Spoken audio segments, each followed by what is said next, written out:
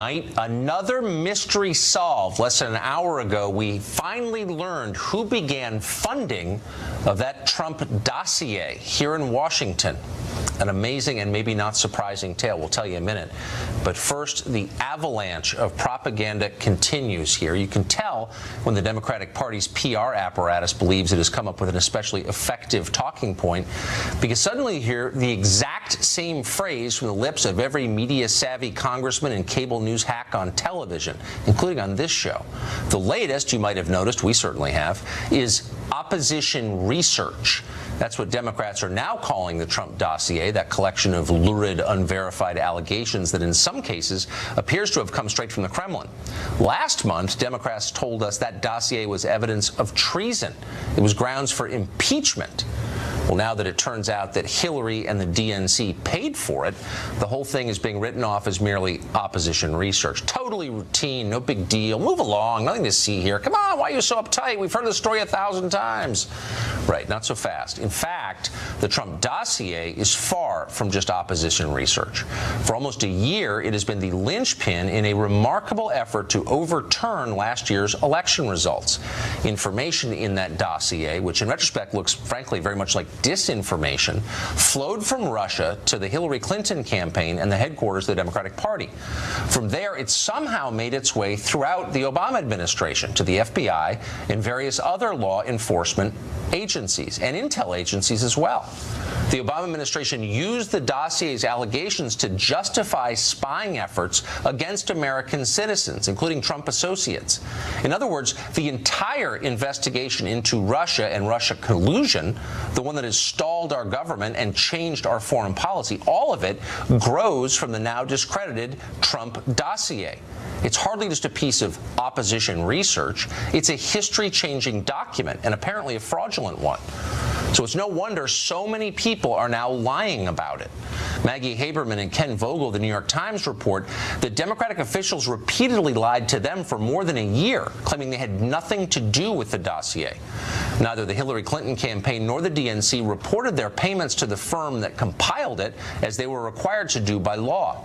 And the lying continues to this moment. According to new reports today, both Clinton campaign chairman John Podesta and ex-DNC chairwoman Debbie Wasserman Schultz just last month told the Senate Intel Committee behind closed doors they had no idea who funded the dossier. They didn't know of any contractual relationship between the organizations they ran and Fusion GPS, the firm that put it together. Right. Not likely, actually. The DNC and the Clinton campaign combined paid more than $9 million to the law firm Perkins Coie for legal services, and it seems likely that Fusion was receiving the lion's share of that. We can't tell you exactly how much they were receiving because Fusion GPS has resisted congressional subpoenas of its financial records. Still, it seems almost certain to be a massive payoff, multi-millions of dollars. Were Wasserman Schultz and Podesta both so detached from the campaigns they were running in a presidential year that they had no idea where millions of dollars went? That seems absurd. Meanwhile, less than an hour ago, as we told you just at the top of this, another great mystery has been solved. The identity of the funder of the original Fusion GPS opposition research on the Trump campaign. Now, we've known for a long time it was an anti-Trump Republican. Now, according to a report by the Washington Examiner's Byron York, we know it was the Washington Free Beacon. That's a website funded by hedge fund billionaire Paul Singer and founded in part by Twitter celebrity Bill Kristol. That's where it all began. And we can promise you that not a single person in Washington is surprised by that. David Tafuri is a former State Department official. He advised the Obama campaign on foreign policy, and he joins us tonight. David, thank you. I'm glad you're here because we've had many conversations about Russia over the past year, you and I, and you've expressed outrage at the collusion between the Trump people and Russia. Now that we know that the Hillary campaign colluded with Russia, took information from Russia to affect the outcome of the campaign, are you as outraged?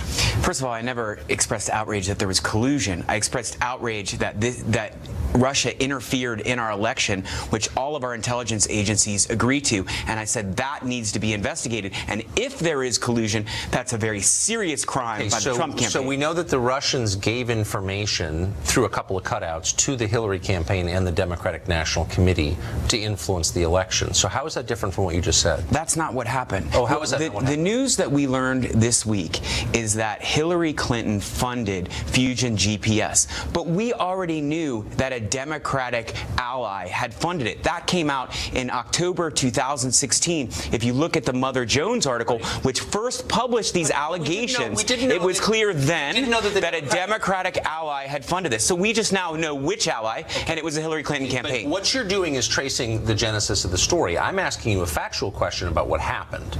Russia gave information to Steele, the former head of the Russia desk at MI6, who gave it to Fusion GPS, and then it flowed to the Hillary Clinton campaign and the DNC to influence the outcome of the election. So information from Russia was used to influence the outcome using Hillary as a conduit. And I'm just wondering, where's your outrage about that? That's not accurate.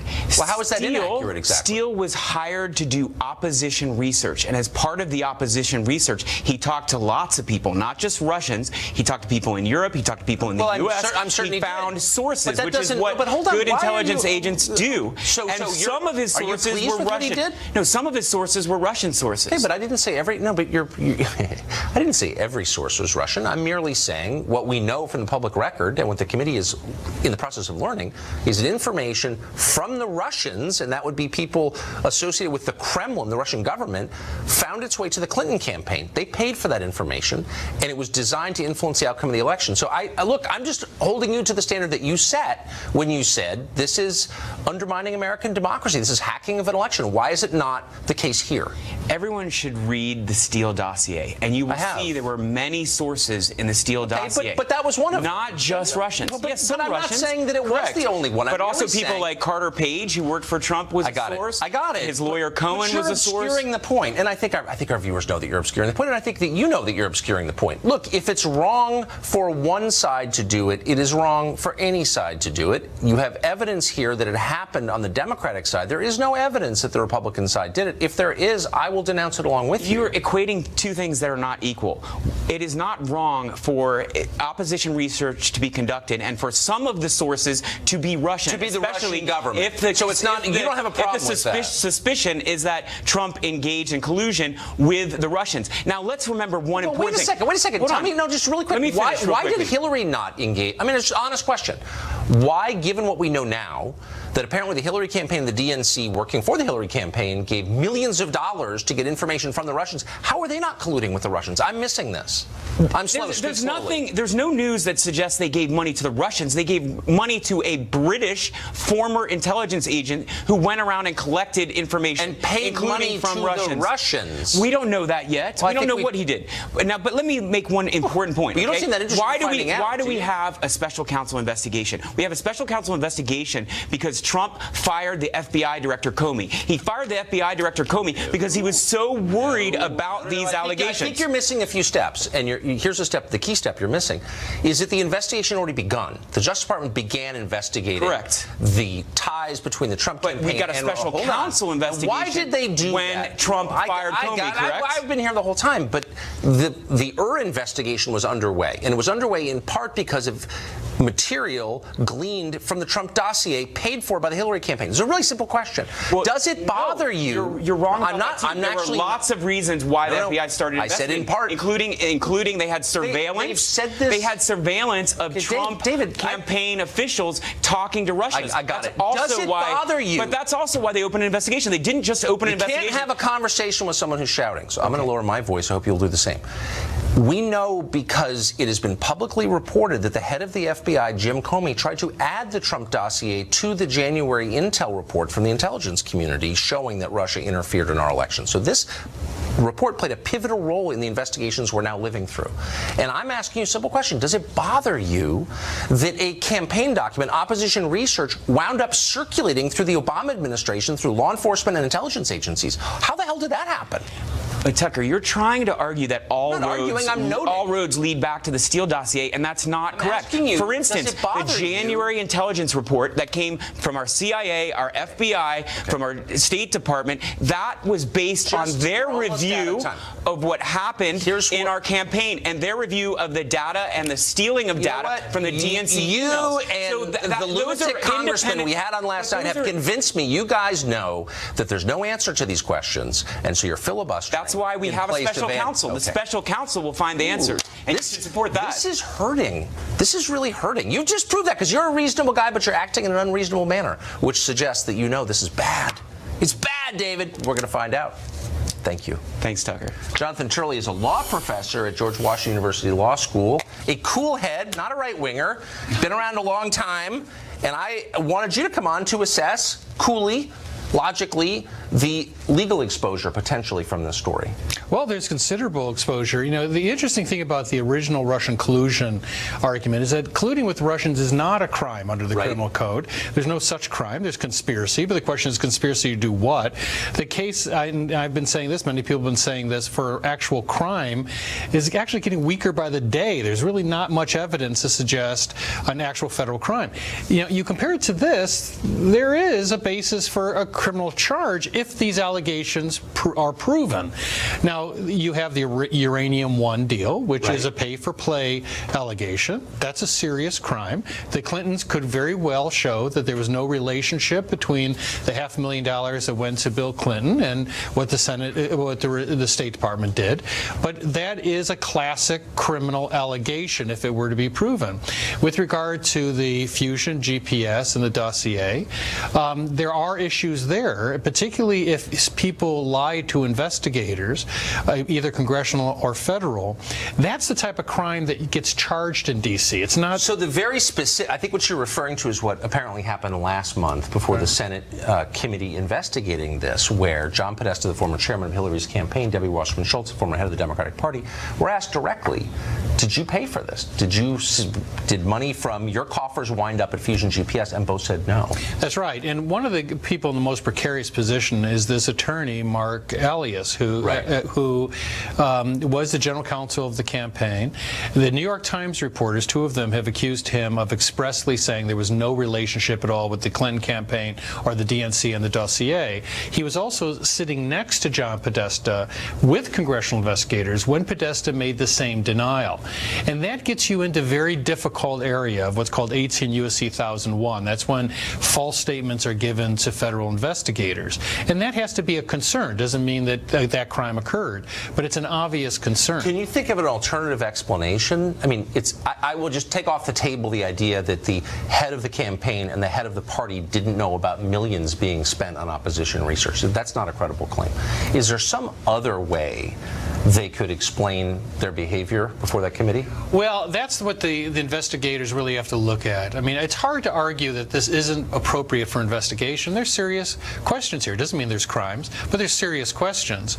And it's also true that, you know, if you're investigating the Trump side for coordinating or colluding with Russians, this would seem to be an analogous situation. Now, having said that, the moral high ground in Washington has always been measured in millimeters.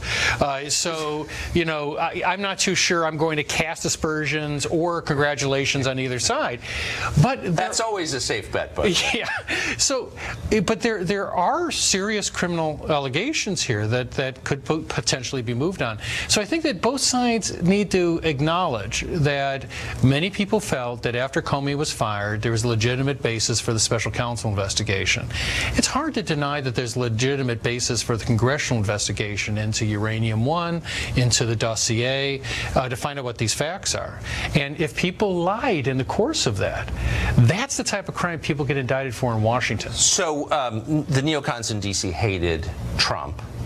And so apparently a bunch of them got together and funded this opposition research that became the Trump dossier, the Washington Free Beacon, and all the people associated with it. Is there any legal questions around that? Well, frankly, I don't see the crime in gathering evidence, even from foreign sources, any more than I did with Trump and the allegations on that side. Where you get into some serious problems is if you're trying to acquire classified information or if you are encouraging the theft of information or the hacking of systems. those can be charged as a crime. But in terms of gathering information, as you know, that's a long-standing practice in Washington, D.C. Sounds right to me. But what you really have to look for are people that may have given false information on investigations, and that's what prosecutors start with, because those are people that can be easily charged. Right. This is how Martha Stewart wound up in federal prison. Jonathan Shirley, thank you. Thanks, Tucker. Peter Schweitzer literally wrote the book on Uranium One, Clinton Cash. That began all of this. He joins us tonight. Peter, thanks for coming on. So there's actually a new development in what is basically an old story. Tell us what it is. Yeah, well, the new development is that Hillary Clinton's defense in saying that she was not involved in the Uranium One decision has essentially been, they trotted out former Assistant Secretary of State Fernandez to say that he was the one that made the decision. And they presented him as basically a serious arbitrator who is going to explain how this was done. The problem is that if you look at the John Podesta emails that were leaked, you find something very curious, Tucker. You find that Mr. Fernandez was communicating with Mr. Podesta when this story first broke in 2015 when my book came out. And in fact, what Mr. Fernandez told John Podesta was, I want to do all I can to help the Hillary Clinton campaign. And literally 4 days after that email, that's when he was trotted out to say Hillary Clinton was not involved in this decision. I was the one that made the decision to approve the Uranium One deal. So what it means, bottom line, is, this is not a source we can trust. It's another example of why we need to investigate this.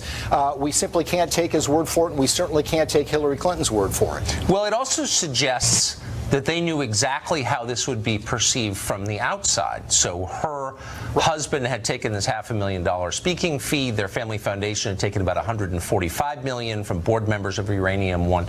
There are going to be a lot of questions, and so it sounds like, from the evidence you just suggested, that they found this guy and said, you know what, you're making the decision. Yeah, no, that's right. I mean, their responses have been to trot out Fernandez, and their other defense has essentially been, well, there were 8 other government agencies that approved this deal. The problem is, Tucker, that has absolutely nothing to do with the issue of bribery. There's nothing in the bribery statutes that says you have to be the swing vote. The point is if that she voted and supported this initiative in any way in exchange for this money, it doesn't matter if the vote was 5-4, if 9-0, it still constitutes bribery. So, this is part of the problem. They have not presented any evidence to support their claims, and I think it's why we need to investigate this. We can't take Hillary's word for it, and the explanations they've offered thus far simply don't add up. That's right. And not all government agencies are created equal. I mean, the State Department is the first among equals, so, they have more influence than others. Of course, this whole thing in American national security suffered because of this. Anyway, Peter, thank you. You're the one who broke this story, and I don't think you can get enough credit for it. I appreciate it. Thanks, Tucker. The latest JFK documents have been out for 24 hours. They've revealed some things that people didn't know before. We'll bat it around with a JFK expert next.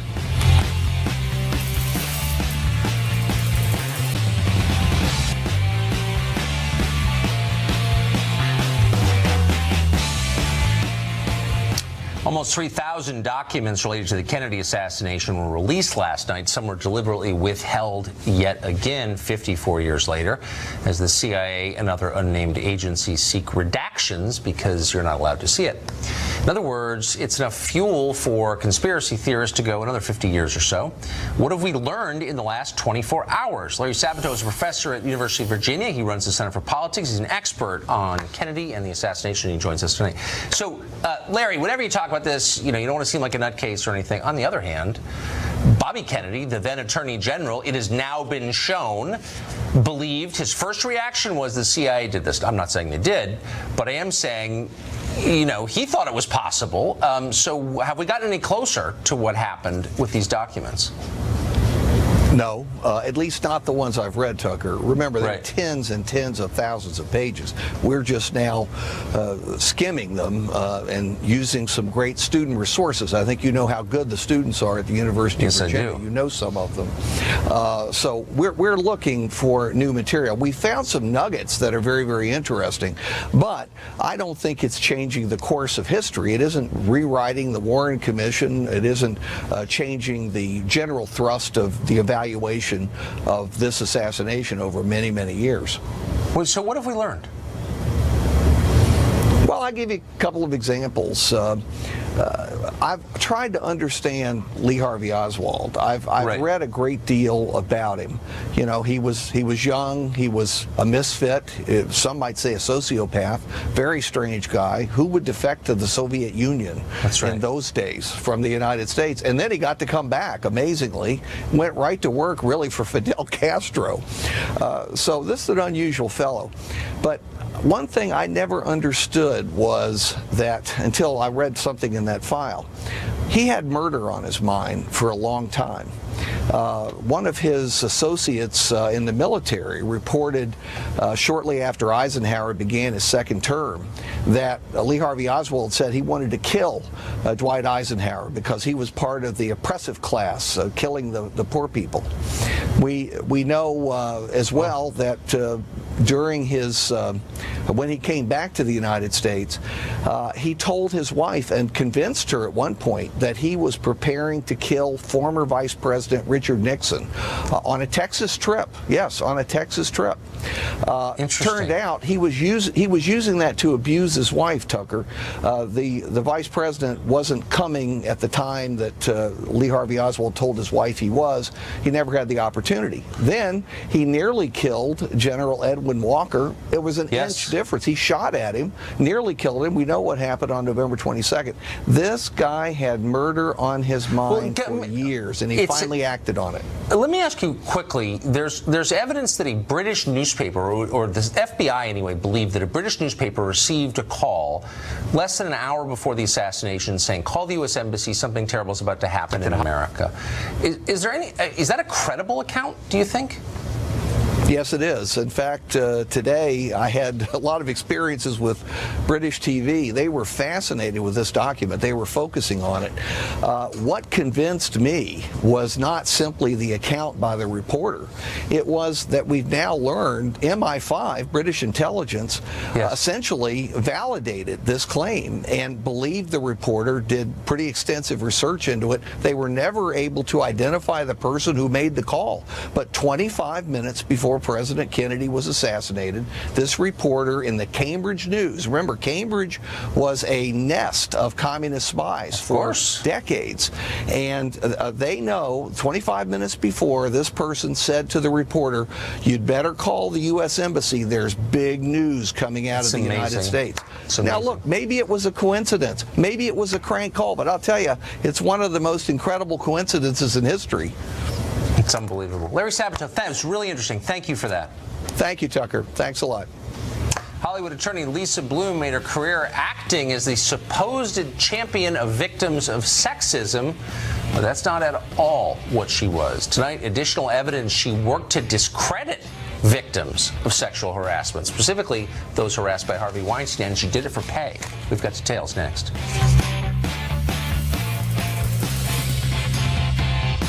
That Hollywood ambulance chaser and fake feminist Lisa Bloom worked to discredit numerous women who claim sexual harassment at the hands of Harvey Weinstein. Trace Gallagher is in Los Angeles and has the details to this amazing story. Hey, Trace. Hey, Tucker, critics have called Lisa Bloom a mercenary scavenger who spent decades posing as an advocate for vulnerable women exploited by the powerful. Her decision to defend the very powerful Harvey Weinstein raised eyebrows, including her mother's, Gloria Allred, who condemned the arrangement. But now we know Bloom wasn't just defending Weinstein. She reportedly was willing to ruin his accusers in the process. The Daily Beast is reporting that earlier this year, Lisa Bloom called Ronan Farrow, who was in the middle of his Harvey Weinstein investigation and offered to share opposition research on the sexual history of Weinstein accuser Rose McGowan. And the Daily Mail says at the time, Bloom did not disclose that she was defending Weinstein.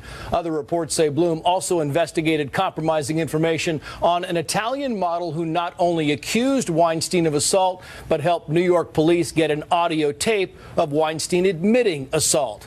Speaking of audio, TMZ says Bloom also tried to secretly record at least one of Weinstein's alleged victims. Bloom says she resigned from representing Weinstein after learning of his sexual misdeeds and cannot comment further, citing attorney-client privilege. Tucker. What a shame, Trace. It'd be great to know more. Thank you for that. We're joined now by our old friend, Fox Chief Washington correspondent James Rosen, who's got some information on the very real effect of sanctuary cities, those that are refusing to cooperate to enforce immigration laws. James? Tucker, good evening. Two of America's biggest so-called sanctuary cities are tonight defying pressure from the Justice Department to begin cooperating with federal immigration authorities. New York City Mayor Bill de Blasio and Philadelphia Mayor Jim Kenney informed DOJ today they have no intention of providing information by Sunday's imposed deadline to prove they are not impeding federal immigration enforcement. Justice has threatened both cities with a cutoff of millions in federal grants. Officials with U.S. Immigration and Customs Enforcement, or ICE, say the enforcement posture of sanctuary cities is indeed endangering citizens in those communities, and they point to several recent examples. In late August, Neri Israel Estrada Margo, a 38-year-old undocumented immigrant from Guatemala, reportedly turned himself in to local authorities in Sonoma County, California, after he allegedly beat his girlfriend to death. Margos now faces murder charges. The same man had been jailed for beating the same woman all of 2 weeks earlier. ICE said Sonoma County gave federal agents 16 minutes notice before setting the man free. And then there is the case of Mario Granados Alvarado, a 19-year-old undocumented immigrant from El Salvador with multiple arrests. ICE officials say Granados Alvarado in April broke into an unmarked police car in Montgomery County, Maryland, and stole an AR-15 rifle and ammunition. He was arrested within days. ICE filed a detainer, but Montgomery County reportedly let the man walk after he posted $2,000 bond.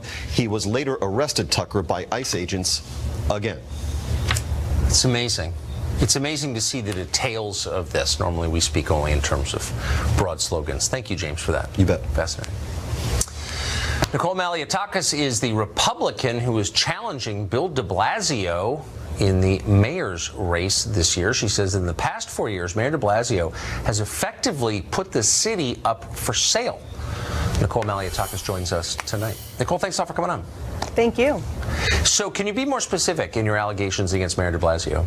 Well, if you read the headlines of the New York Post and the Daily News today, it is said that during testimony with a unrelated corruption trial, that one of those who testified is a donor of Bill de Blasio, says that he bought the mayor for $189,000 and that he had the mayor whenever he wanted his attention, whenever he needed assistance, and he got special treatment out of City Hall. And this is not the first time we're hearing about something like this.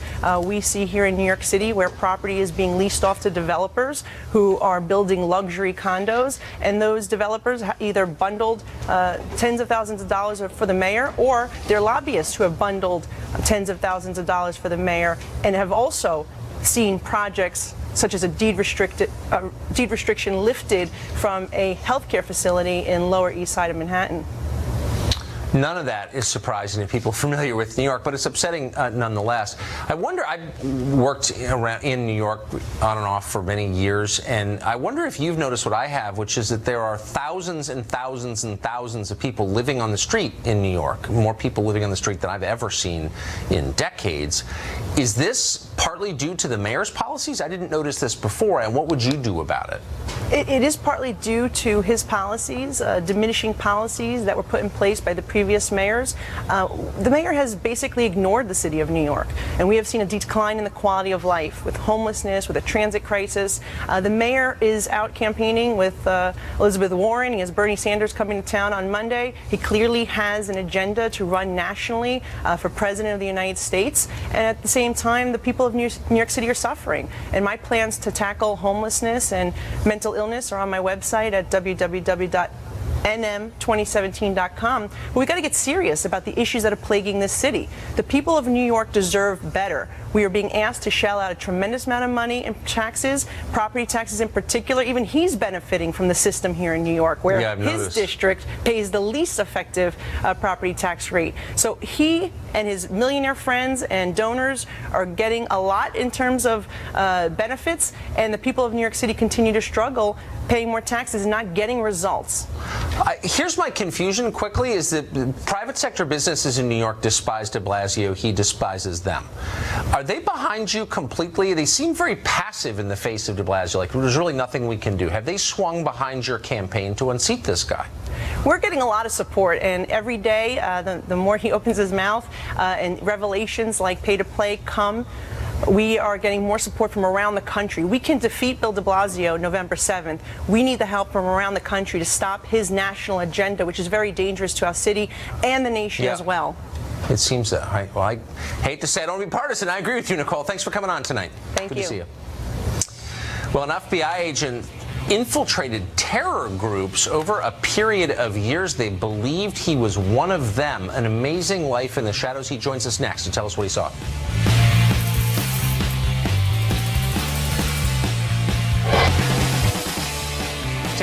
He spent years helping the FBI combat Islamic terrorism, and he did it in the most daring and dangerous way possible by personally joining their ranks as an inside man. The work was so dangerous that Tamer El-Nouri is not his real name. We can't let you hear his real voice. We can't let you know what he looks like, in fact. El-Nouri just put out a new book. It's called American Radical, Inside the World of an Undercover Muslim FBI Agent. He recently sat down with us to discuss his life fighting Islamic extremism from the inside. Here's the first part of that interview. So to give us some sense of the lengths you have to go to protect your life, tell us what you went through to change your appearance. It was quite the process, actually. I had to go to a prosthetic company who essentially adds a chin, a nose, a forehead, new hair, different skin coloring. It's, as you can tell, it's a little bit hard sometimes to move my mouth to properly enunciate, but at the end of the day, I'm sitting here looking like this, so it's a good thing. Yeah, no worse than Botox. So, in your book, you describe how, and I don't think you're bragging, I think it's real, how completely fooled the extremists you lived among were by your cover. How did you convince them that you were one of them? I study them. I mean, it's how do you make friends, Tucker? Day to day, naturally. The proper evolution of a relationship. Yes. You just try to inject yourself, create the proper persona, we call it a legend, into that individual. But again, I get to cheat because I study their pattern of life, what they do, what they don't do, what they eat, what they don't like to eat, where they go, what they do. I jokingly say when they're not being jihadi, right. The human contact. Once I have that, it's really not that hard to craft my legend, to be able to insert myself into their lives, to be able what to are some of the What are some of the tells? I was struck in reading it how little, even those of us who kind of read the news every day, know about the people who commit or try to commit acts like this, what they're like personally, what they believe. What about them is different in the way that they live? Everything they do is extreme. And that's, I guess, where the term extremism comes from. Yeah. So that's, in and of itself, doesn't make you a terrorist, but it's a red flag for me. It's multiple indicators, and that's what I tried to highlight in American Radical, is it's not just for law enforcement and the intelligence community anymore to be able to know, to be able to distinguish between a radical individual and a mainstream Muslim. I think it's imperative for us as a country to be able to defeat this enemy, to actually have a better understanding of what makes them tick. And there's multiple indicators. One, in and of itself, doesn't make you a terrorist, but when they all start to add up, you want to look behind the curtain. So what, I mean, the most obvious question, what motivates them? Why are they angry enough at America that they want to kill Americans, in some case lose their own lives? Complete and utter disregard for religion, but they take what they feel is an interpretation of how to defend yourself. For example, the best way to describe it to you is Shahab's interpretation.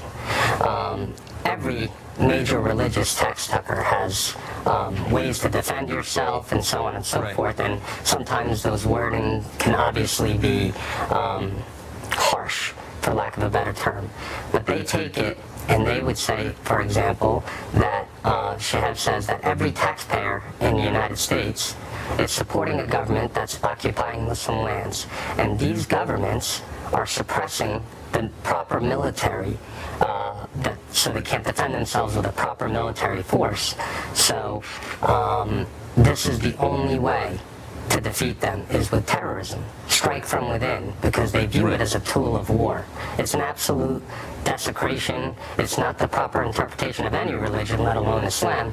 So that is another indicator and yet a justification. Did you become close to these guys? How did you feel about them? I hate every one of them, obviously, but my trick, and others like me that do this, is I latch on to something human in them. Yes. In Shahab's case, for example, here he is a brilliant, world-renowned scientist on the precipice of curing infectious diseases. What he offered to humanity was so wonderful. The way he spoke to his mother, the way he supported his siblings financially. Those human parts of him is what I latch onto in order to at least be believable. So I didn't look at him with contempt and disgust every time we had a conversation or we traveled together. It's just so striking that a guy like that, who's not a loser, who's now in prison, but a guy like that would devote his life to killing Americans. It's just, that's not the profile we've come to expect. And you know what, Tucker? That's one of the main reasons why I wrote this book, is Shahab Assegayer's story, his radicalization. How do you go from mainstream on your way to being, within 2 years, one step removed from Ayman al-Zawahiri, the leader of al-Qaeda? Yes. That fascinated me because of the fact that I work in counterterrorism, but I think it's a deep dive into that terrorist mindset that all Americans should understand. To answer all the questions that you're asking me now, why do they hate us? How do they go from hello to oh my God? Up next, Brian Kilmeade of Fox & Friends is up late. He joins us in the Friend Zone to talk about Andrew Jackson, one of the most amazing American presidents. Stay tuned.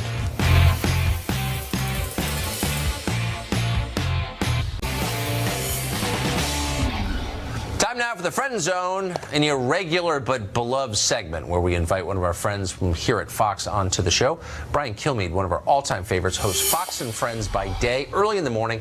By night, he's an expert on President Andrew Jackson. He's got a new book on Old Hickory. It's called Andrew Jackson and the Miracle of New Orleans. It's about the future president's massive triumph over the Brits in the War of 1812. Often forgotten, but celebrated in this book. Brian Kilmeade joins us tonight. Thanks so much for having me on. We love having you on. I can't believe you're still awake. On the gridiron. So I love the I know. I'm very impressed by it. So this book has modern resonance in part because our current president has invoked Andrew Jackson so often. Do you see any similarities? Oh yeah. I mean, I took the same tour the president took with the same person the president went with, and you know, Andrew Jackson, for one thing, was not liked by the establishment, the Virginia, Massachusetts establishment. Yeah. Andrew Jackson wasn't taken seriously when he ran. Andrew Jackson wasn't respected by his predecessors. Andrew Jackson liked to surround himself with his own family once in the White House. Yes. In particular, and Andrew Jackson, most of all, has the same style, unique hair. Well, and he also, I think he literally shot a man on Fifth Avenue or in Nashville or something. Didn't he, right? He got into an argument and shot him. Well, how else would you settle your scores? And that's what brings me to this. So Andrew Jackson was told as he was an orphan at 13. And to me, what I loved about this story, and I got into it even more than I thought I would, is because we are under the belief in America, and I know you believe this in all seriousness and all through our sarcasm, that it doesn't matter where you start in America, you have the opportunity to be successful, an opportunity to pursue happiness.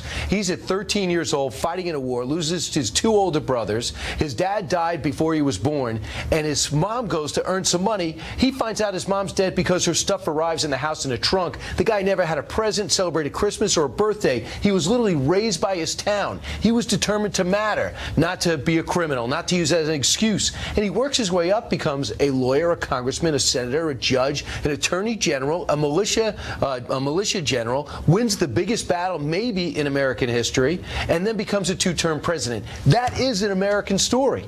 And that it goes to show you whatever it takes, you can be successful, even back then before Twitter. He was a tough man. I mean, they called him Old Hickory for a reason. So quickly, the Battle of New Orleans, right, you're describing as the most important battle. You know, they burned Washington to the ground. Of course. You know, the White House, it still exists. There's some burn marks in the archways there. They still have it. Tony Blair later apologized. I don't accept it. So we lose that battle. We lose every other battle. Every city is terrorized except Alexandria, who said, how much would it cost for you not to burn our city? And they wrote the check. So fantastic. So they get around, and all our generals are either underqualified or just shot because they're around since the revolution. We have not really had a standing army and militia. Retrospect, don't start a war with somebody, declare war on somebody if you are outnumbered 3-1 and the army you're about to fight just beat Napoleon. Okay? Note to self. However, Major General Andrew Jackson wants revenge because he hates the British. They wiped out his family. He also bleeds red, white, and blue. He gets his militia of 1,400, and everywhere he goes, whether it's the Creek Indians or whether it's the Spanish in Florida or whether it's the British down south, he takes them on and wins. But he knows the ultimate destination is to stop the Mississippi, get the Mississippi, and stop America from growing. They feared what we have become, which is a superpower, an economic marvel, a democracy who rotates people and votes and gives people voice. If you're in the king and queen business, it's not great to see a democracy take root, right? Because No, you don't usually win votes if you're a king. Elect me, I'll stay for a lifetime, even if I'm 12. Lovely system. So outnumbered 2-1, outgunned, with an army put together in 3 weeks, we defeat the army, Wellington's Invincibles, that defeated Napoleon. We beat him in 45 minutes. And it's because of the leadership of Major General Andrew Jackson and the fearlessness of a truly American army put together with free people of color, Indians and pirates. You should be proud to be an American. This is your third book. They've sold huge numbers, and there's a reason why you just saw it. Brian Kilmeade, thank you. Thanks so much. Congratulations. And to you. There's more. Before we get to Hannity, we'll be right back.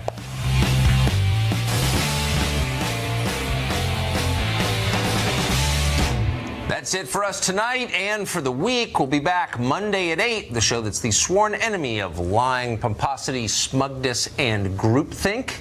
Hope you have an absolutely terrific weekend. Good night from Washington. Sean Hannity is